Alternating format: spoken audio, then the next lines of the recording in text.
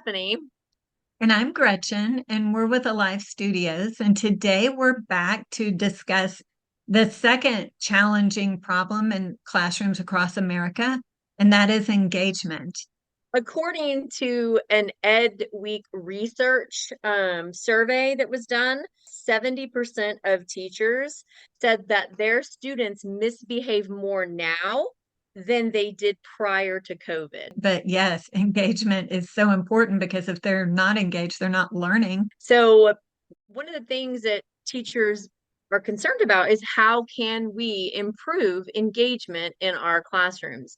And that's something that I think has been a question for a long time, but our world has changed. It has. And I think it's good to take a look back at where schools started and what they started doing in America back in the 1700s. So we're going to show you what engagement has looked like over the past, whatever, probably what, 100 years? Well, since 1734, I believe, was the first one. And this was, I Wow. mean, you've probably never heard of this guy, but Noah Webster. He's the Hmm. first that wrote a speller. And he published it back in 1734. And it was called something like the Grammar Institute of National something. I don't remember, but it was way long. And so if Okay. you can imagine being in a classroom, your kids would lose engagement by the time you got to the end of the name of that book. So they called it the Blue Book Speller. And basically, it was the stories in there were, well, first it was words and letters and sounds, but the stories were very patriotic. They were about citizenship. And so, that was what kids started with. Yeah, that was the very first speller in America. Then we got to the McGuffey's Reader, and it was more entertaining. Notice it has lovely pictures, and it also discussed phonics, and it was letters, then words. So it was a moral book. So the stories were moral stories. And that and the Blueback Reader were what American students had in the 1800 to 1900. Wow. So imagine that. But why is it different nowadays? That's the one thing that we kind of wanted to take a look at. And if you think about it, back in the day, I mean, that was what a schoolroom looked like. Everybody was in rows, you had your certain textbooks, and then came along technology and things changed. So we have lots of fun things here that probably it's like a walk down memory lane for some people that might be watching. Um, And I for some I people, it might be, pure history that you've only ever seen in a museum. That is not the case for me. I have been through them all. oh, the Oregon Trail. I Yes. remember playing that in elementary school. So yeah, so there's been so many changes in technology from, you know, way back when until now. We have amazing computers and, right in our hands, we have phones that can do pretty much anything. So technology has changed, which that has an effect. And that effect is huge. And I know, and I've heard this, and you've heard this when we're at conferences, when we're at trainings, kids are no longer engaged because they are constantly staring at a screen. And I will say this as well, everything is instant gratification. So when they are watching TV or seeing their videos and wanting their games to do something, they get instant gratification.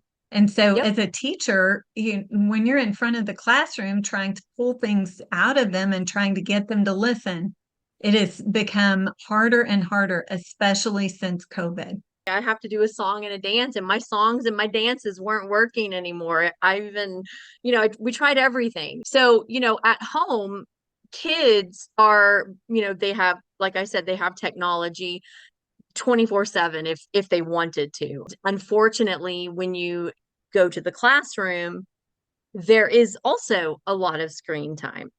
And kids are being subjected to enormous amounts of, technology at home, in the classroom. And I mean, people really are kind of hesitant to want to talk about bringing more technology into the classroom. Well, and the reason being is I think, of course, you hear all over the news that, kids being on a screen time is not good if it's all the time. And so parents and teachers don't want their kids on a screen all the time. They're losing that social interaction that they used to have. If you notice on Yep. these pictures and the ones before, they are isolated, and Yep. we need to be engaging children in conversations and social interaction.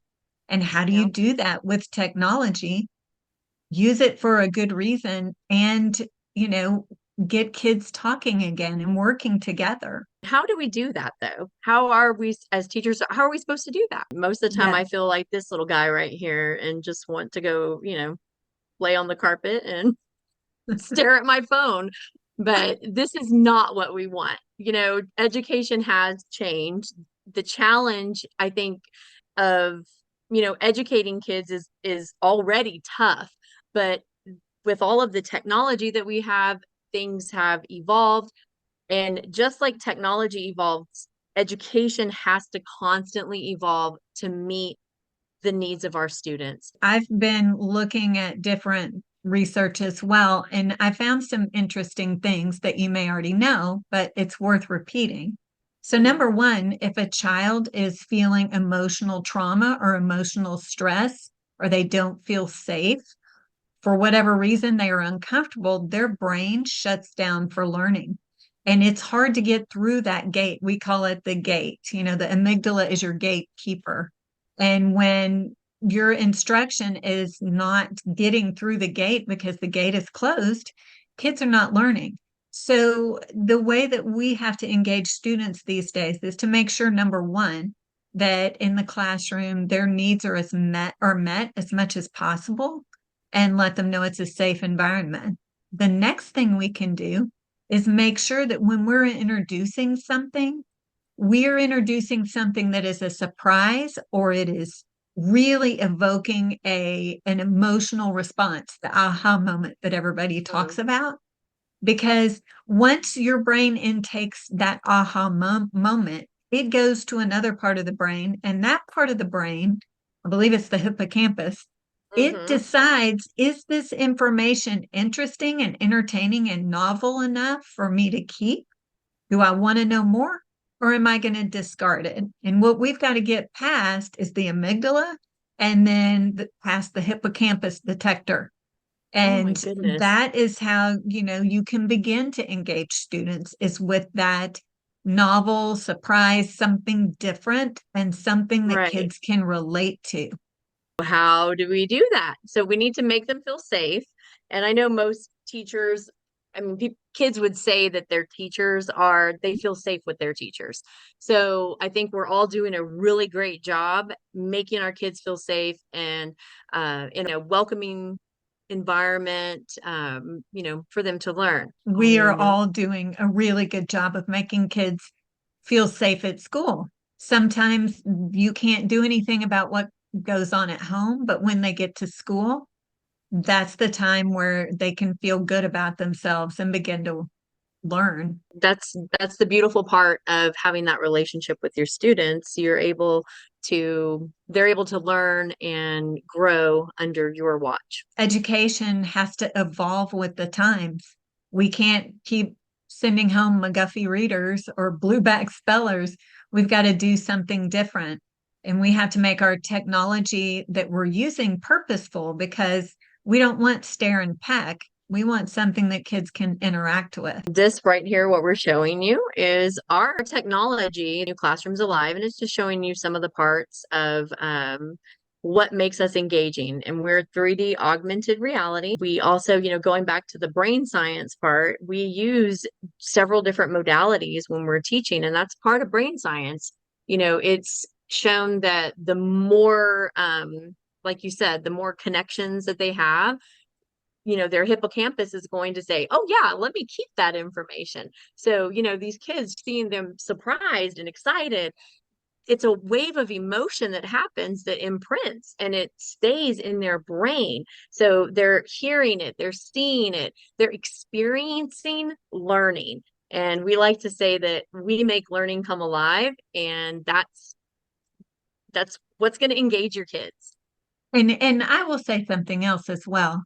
When you're using augmented reality, it's very different than virtual reality. Virtual reality, you go into a universe. Augmented reality, it layers into the real world, and it makes something that is abstract for kids become something that is real and they can interact with. And think about when they're young children and they can interact and, do things with our technology. Um, it creates that novel Mm-hmm. experience. Yep. And that emotion, just being able to see a sentence come to life in front of you, to see an animal and understand that animals make sounds, letters make sounds, it's brilliant. We have independent research that was performed by Dr. Tamara Ogletree at the University of West Georgia. And you can see the results here. The 90-day test showed a 48% increase in letter naming fluency. Letter sound fluency increased as well. But the thing that I think was the most exciting was something that wasn't even studied, right, Gretchen? Right. It was just a side effect, I guess, if you will, Mm-hmm. of the learning. The classroom management problems decreased. Even some of the teachers reported that students that were having extreme difficulty focusing on tasks and focusing on learning, they were engrossed in what was going on when Letters Alive was in action. So that's Exactly. great news. Right. It's going to help them learn. It's going to help them grow as a reader, and it's going to keep them engaged and have less problems or opportunities for misbehavior. 3D augmented reality. We're going to show you a quick clip of it just in case you haven't seen our stuff. We are with Alive Studios, and this is our product. So here we go.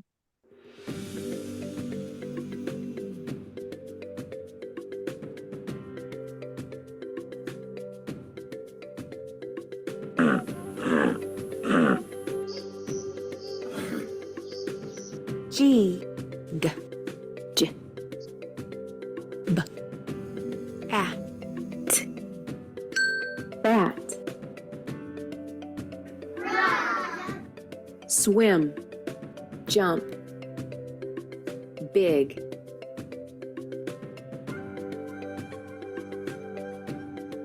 white, blue, 5.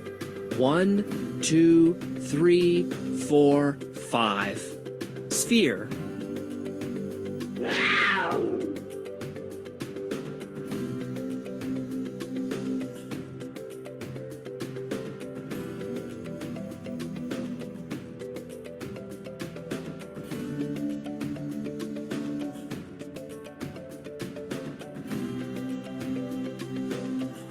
Are you ready? Yeah. 1, 2, 3, 4. 1, 2, 3, 4. How many? 4.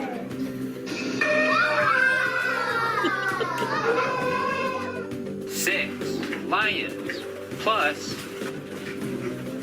7 peacocks equals 1, 2, 3, 4, 5, 6, 11, 12, 13. 13 animals. Way to go! 7 frogs. Fantastic! 9 frogs minus 2 frogs equals 7 frogs.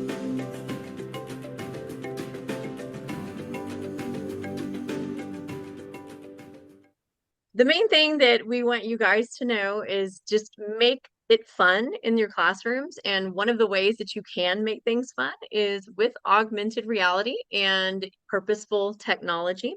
Look for another chat in a month or two regarding math, because that is our next topic we're going to be discussing. Yeah, so we hope you had some fun, you learned some new things, and be sure to check out our resources. We'll see you next time.